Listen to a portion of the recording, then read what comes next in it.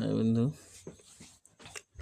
এই যে মোটর খুলতে গেলে তোমাকে প্রথমে এইখানে মোটরের 5খানা নাট আছে।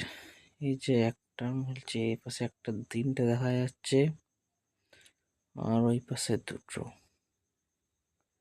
টোটাল 5টা নাট।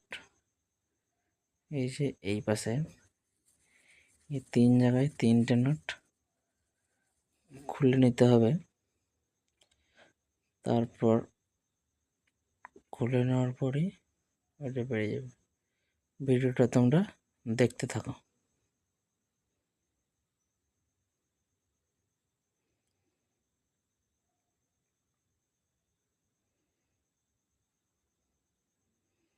একটা নাট খোলা হয়ে গেছে।